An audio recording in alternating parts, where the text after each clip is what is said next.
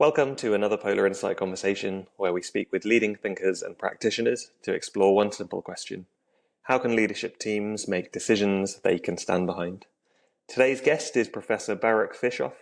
For more than 50 years, Baruch has helped shape our understanding of judgment, decision-making, and risk. His work has influenced everything from public policy to healthcare to national security, helping organizations make better decisions under uncertainty. Today we'll explore what makes a good decision, why organizations so often lose touch with reality, and how leaders can communicate difficult decisions in ways that build trust. I hope you enjoy our conversation. Let's jump into it. Welcome to the show, Baruch. You've spent much of your career studying how people make decisions under uncertainty and how they communicate risk. Looking back over the decades, do you think the challenge facing leaders today is fundamentally different to how it's been in the past, or are we still making the same mistakes? I mean, we're still the same people. The environment changes, the things that we need to know more or less bring the same strengths and weaknesses than we have before. I think there's probably more about human behavior in the press, and some of it is right, some of it is wrong. So maybe that's a wash in terms of where we are. But no, I don't think people have changed that much. I don't know that people change all that much in the kind of, I guess, higher order cognitive processes that decision making needs, and then matching them, making them fit with our emotions and with our social relations. I think the details change. I think we're still the same people. And do we think whether it's kind of as a society, as an economy, do you feel like we understand, we are, improving our cognition around, we're better able to communicate decision making in the context of our roles? Do you think there's been a change in terms of how aware people are of this field, and how many things can get in the way of a quote unquote good decision? I guess I'd have to believe so. When I went to graduate school, the field of decision making barely existed, and I was fortunate enough to be, I guess, in the second generation of people who were trained both in the analytics of decision making, that is, how to characterize what information is important, how to have I think of it as kind of disciplined empathy of thinking in a structured way about the situation that people are facing. What are their options? What are their uncertainties? What are their goals? And then also to know the behavioral science of what are the things that what are the strengths that people bring to their decision making, and what are the barriers. And then I'm a behavioral rather than a social scientist, but one has to be somewhat aware of what the social structures are that give people options, or provide information, or deny them the information, or the option. So I think we've learned a lot about how decision making, how people can make decisions. I think if you go back to the original papers, which are properly qualified, have tight controls, I think most of them still stand up fairly well over time.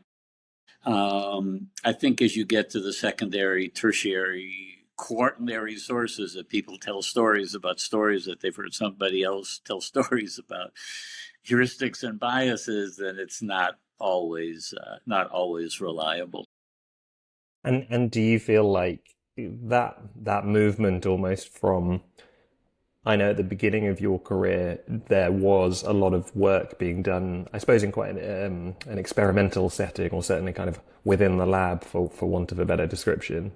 My understanding of your work is that you try to take that out into the real world and into much more applied settings to see how people made decisions in real life. It would be great to, one, understand whether that's the right characterization of your work, and two, to understand a bit more about the what that looked like. What was the reality of doing that at the time? So I was I did an undergraduate degree at in mathematics at Wayne State University in Detroit. I got a very good education at a not very well known, very large but not very well known university. I was out of school for a while, and then I had the enormous good fortune for Amos Tversky to take me as a graduate student. And I was a good student, but I was one of the few people who had degrees in mathematics and psychology. And this was before he started his, I guess, legendary partnership with Donnie Kahneman. So Amos died about 30 years ago. Donnie Kahneman died about 2 years ago. And they offered this powerful formulation of heuristics and biases, which says that, well, you can't know the right answer to everything. You have to get through life by having some heuristics about what to do and how to think. And those heuristics if we have a little luck, those heuristics get us through life, but they're imperfect, so they lead to biases. Those biases from a scientific perspective are diagnostic, just the way diseases are diagnostic for physicians. That is, our bodies are remarkably complicated, they work remarkably well, and when things go wrong, if there's a pattern of symptoms, a good diagnostician can figure out where it came from and learn something about how the body works. But that doesn't mean that we're sick all the time, any more than that psychologists' ability to identify biases means that people are biased all the time. And I think, unfortunately, I think it's a powerful formulation because it requires you first to think hard about what is the right answer. That's where the analytical, the mathy part of decision science gets you, and then to think about the behavior. Where might it go? Might it go wrong? I think, unfortunately, in the telling, the biases would have what psychologists would call a figure ground effect, where there are certain things stand out against the background, where the biases stand out against the background of the heuristics, and to some extent, the field has become the science of human fallibility, which I think is neither faithful to the science nor faithful to people. If our job as scientists is to help people make better lives, artificially creating a picture of people as being incompetent and needing us to come to the rescue, it's not good for them, not good for society. That's a very optimistic, positive perspective to bring to this as well. I think, as you say, having that values-led approach as a scientist to say, what is it here to do? What is it here to provide to people? I think it's a very interesting perspective. And so how does that get that different point of view that you're bringing? How do you think that gets applied into day-to-day decision making and around what people can take as, the quality of a decision? So if we thought about it in the context of decisions versus the outcomes of those decisions, how would you place your work into that context? How should people who perhaps are coming to decision science for the first time, or who are starting to learn more about this field, how should they be thinking about it in the context of their day-to-day life? Yeah. So my own work is primarily in places where on topics where technical information matter. How do people evaluate investments or medical treatments or proposals to site data centers in their community, in their community? And the place to start there is with, well, just what's the information that I need, and maybe if I continue in an autobiographical thread that so after I got a graduate from graduate school, I was fortunate to do a postdoc with Paul Slovic and Sarah Lichtenstein in Eugene, Oregon. And about the time I got there, the what some people call the modern environmental movement was causing trouble for technologists. And it was mostly Paul, and was gracious enough to engage Sarah and me, got inquiries, say, from people from nuclear power industry and say, we have this wonderful technology. We now recognize that it's not going to be too cheap to meter, but it's still great for society. It's sophisticated technology, and people don't like the technology. We have a sense that they don't like us either. These people are crazy. It's NIMBY, it's chemophobia, it's nuclear phobia. You guys are psychologists. Figure out what's wrong with them. And so we weren't clinical psychologists, so when we started to look at the technology, we realized from a decision science perspective that the expert knowledge was both not shared and not as sound as the experts would claim. That anything we know about some complicated technology or financial instrument is the best experts, working as conscientious as they can, have some very sophisticated guesstimates of how their technology or their investment or their project is going to work. But it's an exercise in judgment. If they're running numbers, then they ignore everything that can't be reduced to a number. They may or may not consider uncertainty. They may or may not assume that the world is static. They may or may not worry about supply chain issues or global threats to the viability of markets.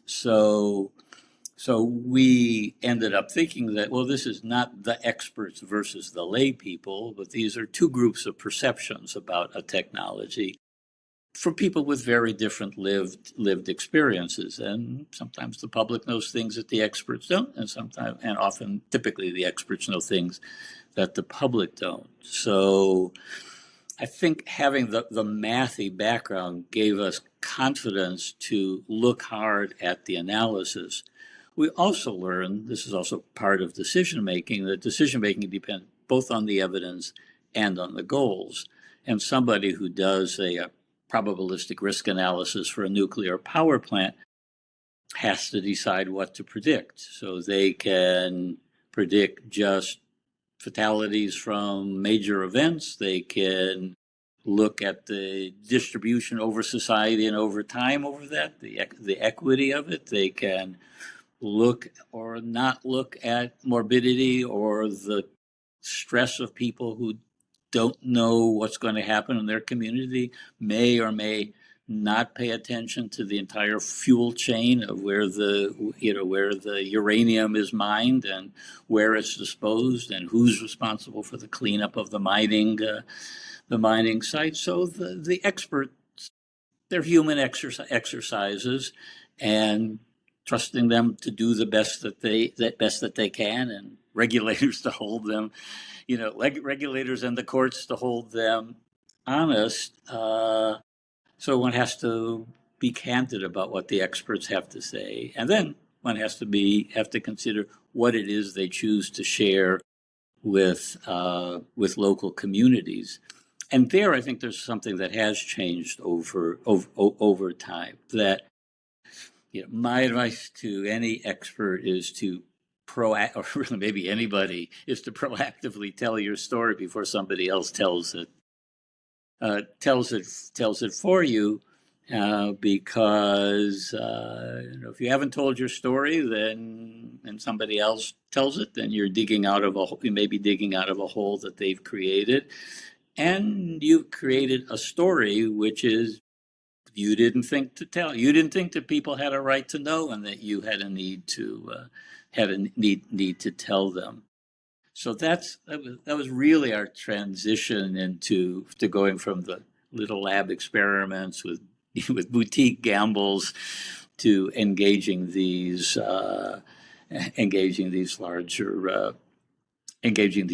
larger issues. And for the sake of the science, I think it has been productive, in that we've seen things and domesticated them as science that we might not have seen had we just been working diligently in the lab, which is part of what any scientist does.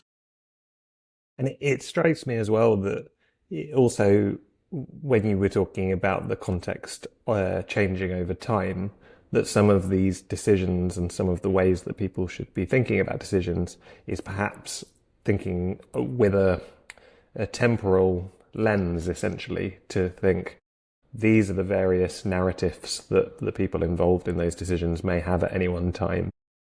But those narratives might change. There might be something which, as you say, people owning their story and owning their point of view, that is not necessarily fixed in time. It's for that person or for that organization. It's developing constantly and in not necessarily in constant flux, but it's certainly being added to each and every day or year or quarter, depending on kind of how you're considering it.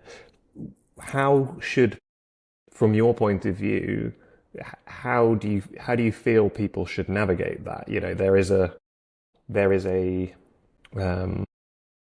I suppose there's maybe a tendency, or there's an approach which people could bring to say, well, we need to start fixing some variables to make sure that not everything is in flux all at once, which my certainly my applied experience would tell me that that's often a temptation for people to do, to fix various variables which aren't necessarily fixed, just to give them some way to navigate those situations better.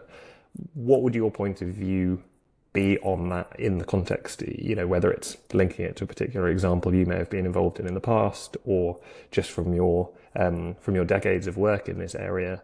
Do you have a sense of what things, almost, if there is anything which people should fix, or if actually it's just you know, you're very often doing a complicated thing and it's a complex process and requires lots of nuance? So, I mean, in reference to your earlier question, I think it's probably always been part of human nature that if somebody didn't tell you something that you needed to know, you're not happy. And what has changed over time is that there are a lot more people looking at what we're doing, and sometimes revealing things that are true, and sometimes revealing things that they just made up. So the probability of being caught, or being caught earlier, have probably gone up, increasing the importance for somebody who has information to proactively share it. I think one thing where I think that the science can be useful here is that I think we know a lot more about how to tell complicated technical information. So, I mean, why do technical people, hardworking, basically honest people, not share things? It's partly because they don't know how to tell their story. They're afraid that they'll be misunderstood. Partly, as you were saying, they want to have a better story to tell. They're refining the financial instruments. They're doing a double check on the risk analysis, and partly it's the very human, two very human tendencies. One is that in a large organization, people can't agree on what the story is. The lawyers want you to say one thing, the engineers the other, the PR people want to say something else, so you end up saying nothing because you don't know what your message is, and you don't have a strategic management process for figuring that out. And then at an individual level, people tend to exaggerate how well they communicate or how well they understand one another. So people can assume that what they're doing is self-evident.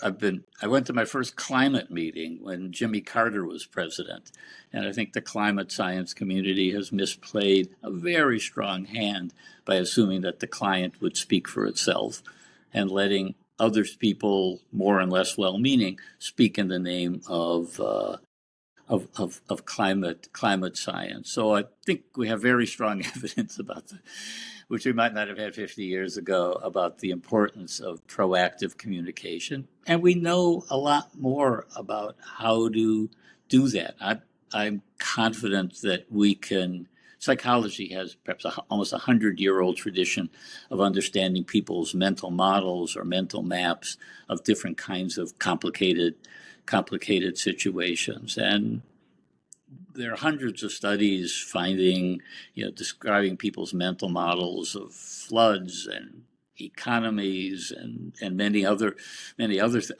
things. And you typically, if you do these studies, which is one of the things that we do, you find that people typically know quite a bit. Like their education has given them the pieces on which you can build in understanding climate change or energy conservation. But they're missing some pieces, and they don't know quite how to put that basic knowledge together for the practical purposes of deciding, what to do about their house or how to vote on a proposition. But by acknowledging people's strengths and putting the pieces together, you can typically bring people to a situation where they know what they need to know. They feel respected because you've trusted them to understand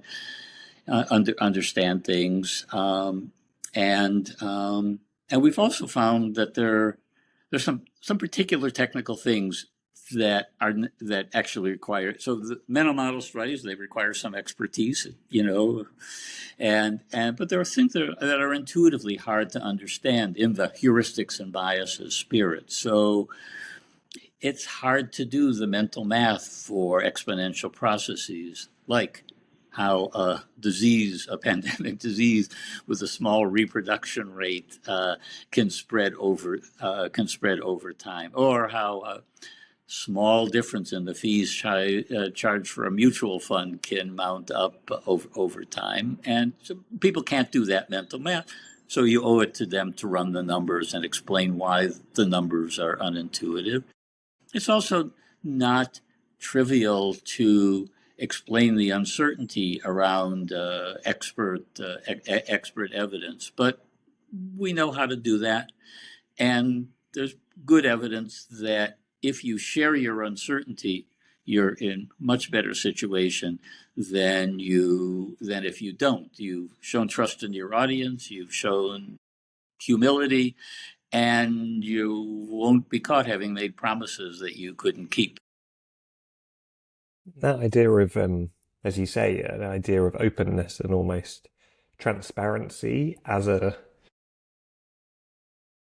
something that can cultivate increased trust, I think is often misunderstood. Certainly from the work that we have been involved in here in the UK with both central government, but also kind of larger financial institutions and, pretty consequential parts of society that ideally need to operate in the best way possible. I think often it can be that people within those organizations don't see things in that way. They don't see transparency and openness as a driver of trust. If anything, they're thinking about things in a slightly opposite way to that. In that, if they invite others in, or if they communicate where they are or what their uncertainty is, that will in some way damage their reputation, or damage their relationships with the various stakeholders around them. So it's very interesting to see that has that's emerged in your work. Do you have any examples from, whether it's in a US context or in the context of some of your work previously, that bring that to light? Is there something which our viewers and our listeners would understand? Well, I'm somewhat reluctant just to give examples, because what the research will tell you, that if you do your job well, that communicating uncertainty will increase confidence in you, and that people's folk psychology about what other people are capable of understanding is often wrong, and that there is a strategic decision to be made. Often in corporate or government situations, the lawyers will tell you to say nothing because it can be held against you. But the lawyer's intuitions are not always right, because what you don't say can be held against you.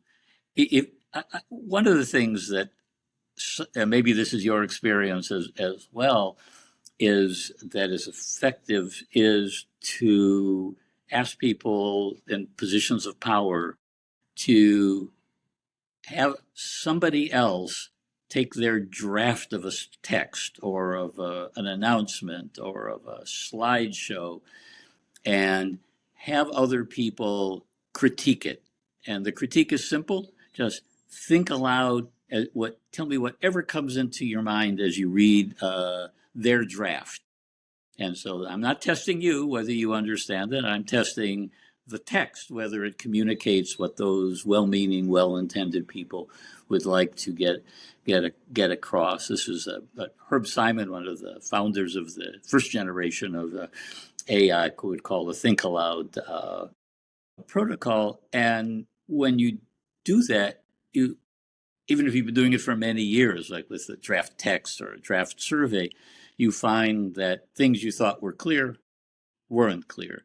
Things you thought were clear, but were interpreted very differently than you thought.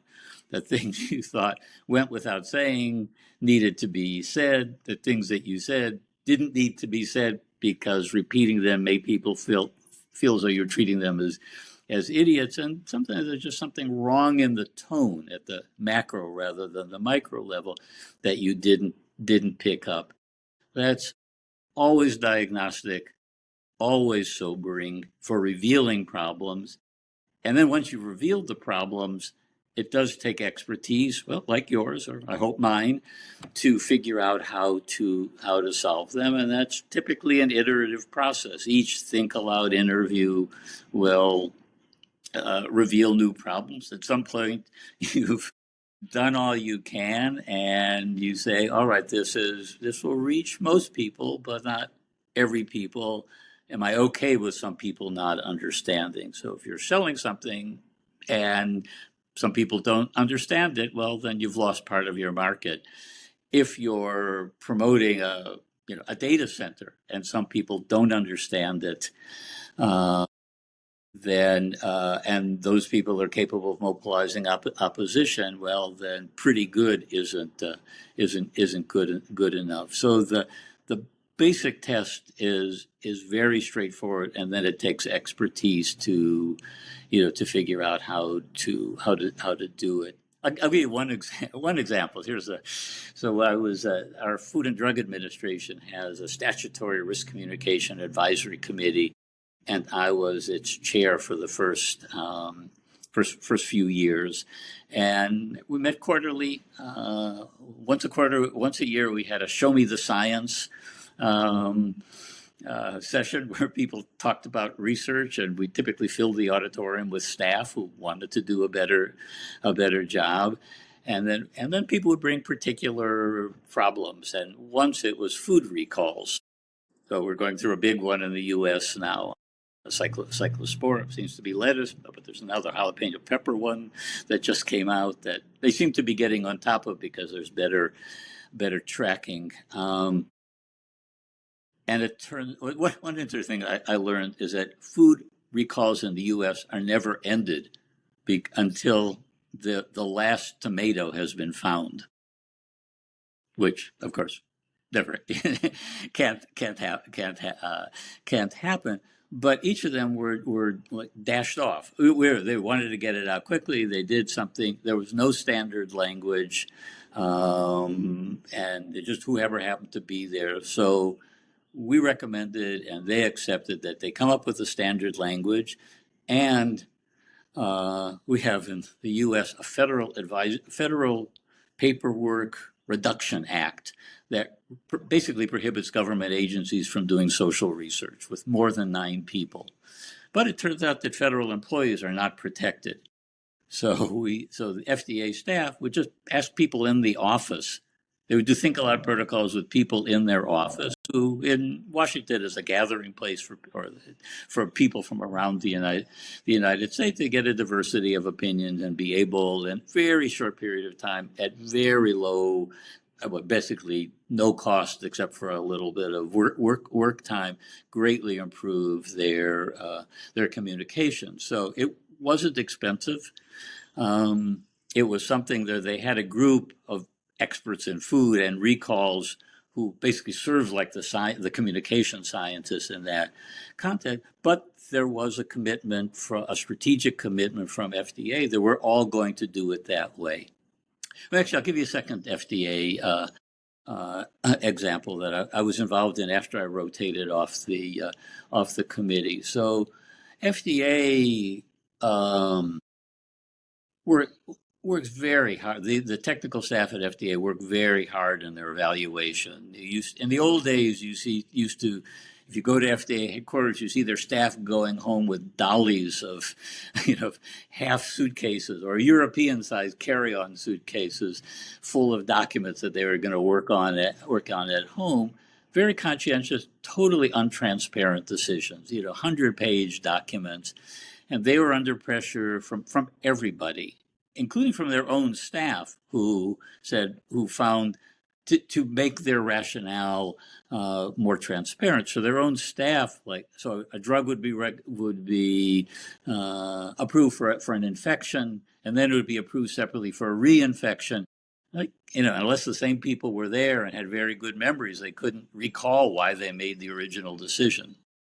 So FDA, in collaboration with its staff, and I was part of this effort, spent 2 years coming up with a benefit risk framework that structured the communication of its information, and it's now part of the law. They had I think an 8-year run-in period to get all the bugs out of it, because it was a very high stakes summary. It was approved 2 or 3 years ago in October. And all pharmaceuticals and biologics, like vaccines and drug products, have a benefit risk framework, and it has the logic of analytical decision science. It has the objectives. Here are the topics we're concerned with. What exactly is this disease?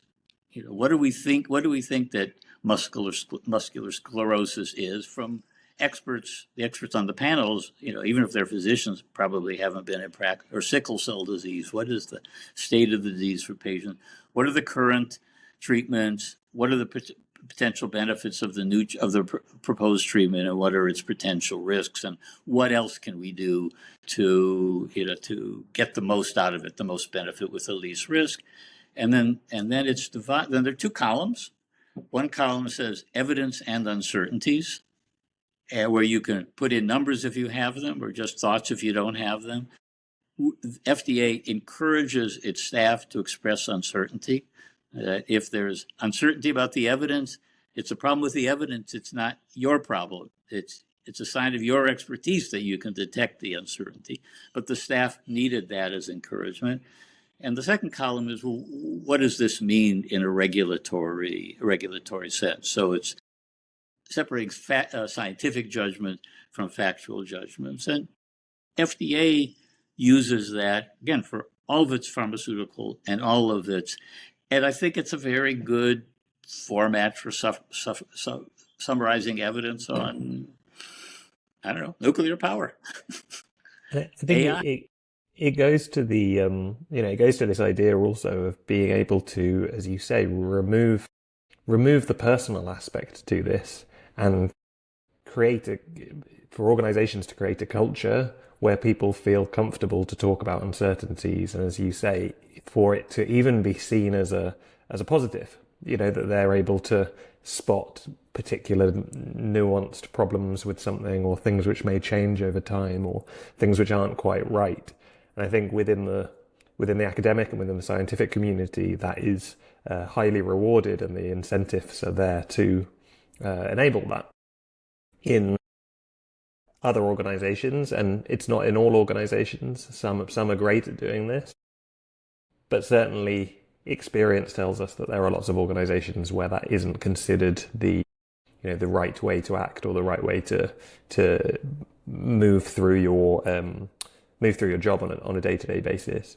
Would I be right in thinking that, from the point of view of decision making and the quality of that decision making, would I be right in characterizing your work around the value of the process itself versus perhaps the outcome of those decisions? Is it right to say that for you, a good decision is one made with a process that enables you to bring in the various points of view that you need and perspectives that you need from experts along the journey? Would that be correct? Is there anything I'm missing there? Let me add just one more thing about FDA, is that it's my understanding from FDA staff that they really appreciate that management has their back for doing their job right. And I think the terms that you were referring to, and that if there are surprises with the product when it goes on the market, that they didn't promise something that they couldn't deliver.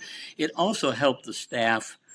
More of a qualitative assessment, that it helped the staff process in that, you're the expert in the risk, and you say, this is, I remember I had the opportunity to sit in on about a dozen review committees, and there was somebody who found somebody in pharmacokinetics who found the most dangerous drug she had ever seen, and she said, if we're not going to ban this drug, what we were going to ban?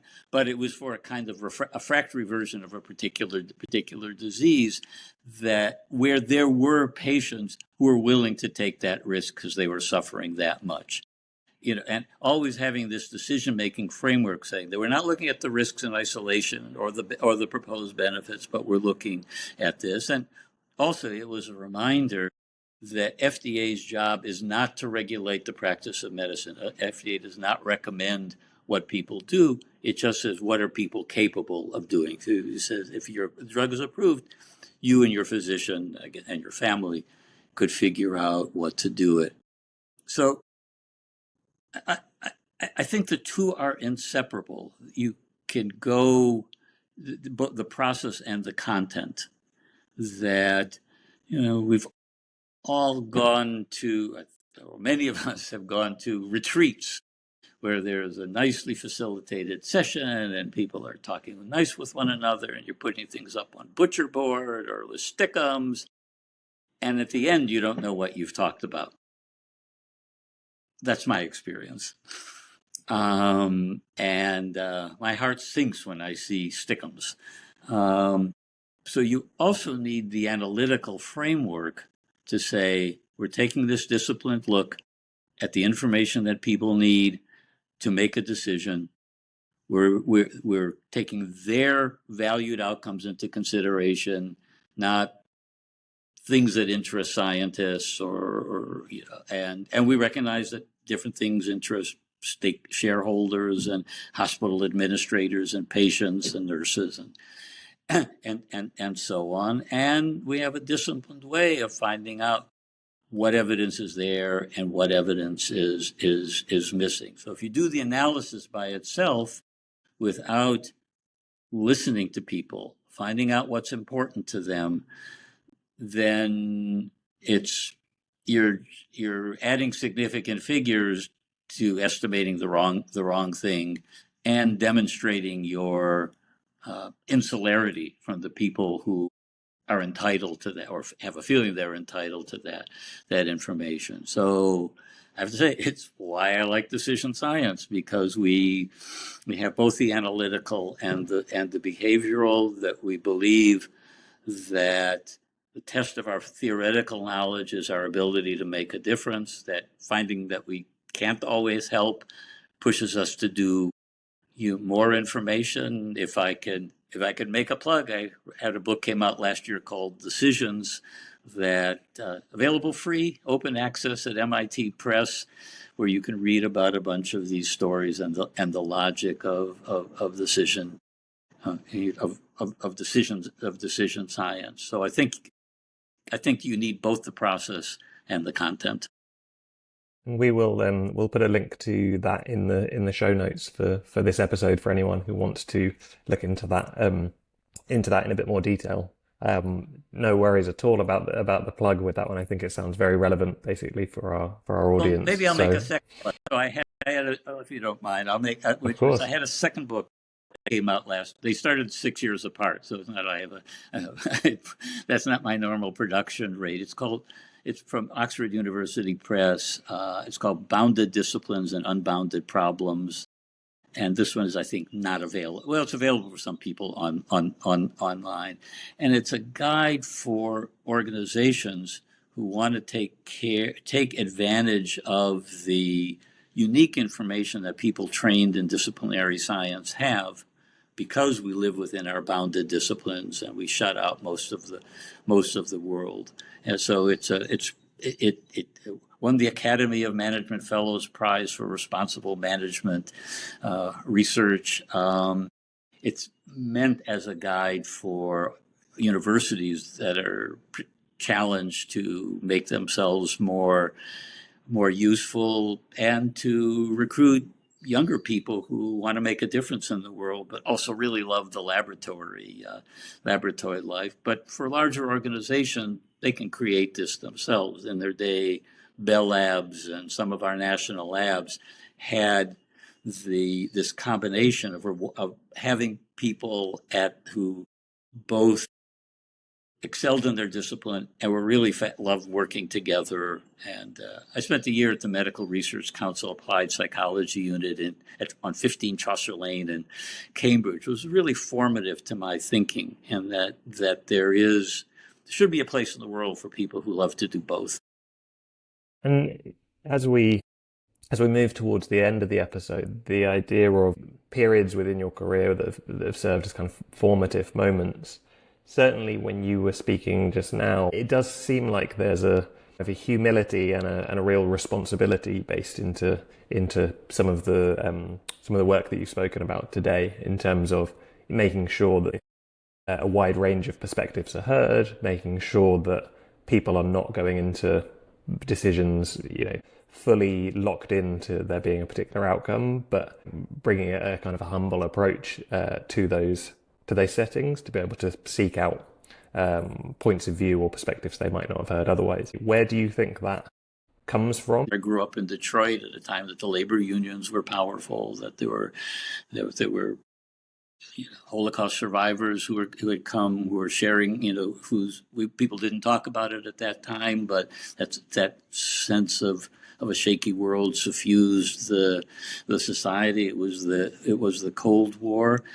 This was also I think the social sciences at that time were in the last echoes of the mobilization of the social sciences for national, for the public good. We had the American Soldier Project in World War II and the Bureau of Applied Social Research at Columbia, the Medical Research Council Applied Psychology Unit, whose roots were in developing the Cambridge cockpit, which was instrumental in the Battle of Britain. So this was the 1960s and 1970s. So this was more in the air, and in some ways there's perhaps been a consolidation maybe a natural consolidation in the sciences of the new perspectives that were incorporated then. And I think we look at our world around us. There are certainly some very worthy challenges that should reward people who bring the disciplinary training that it enables you to see things that other people wouldn't, but is really tested by making yourself useful. And I hope that there are jobs for people who want to do both. And as a final question today, what are you hopeful about at the moment as it relates to your field? Well, I still do mostly undergraduate teaching. I love our students. I always learn from them, and that's a form of inspiration in seeing how engaged they are and how interested they are, in my interpretation, in research that does both, that probes issues deeply and tries to make itself. And I'm in a department, engineering and public policy at Carnegie Mellon, where our graduate students, that's what they come for. So I see people doing that, and so I see the talent there. I really hope that our institution creates jobs for people who want to do both. And on that, we will wrap up for today. Thank you very much for joining us, Baruch. Thank you very much.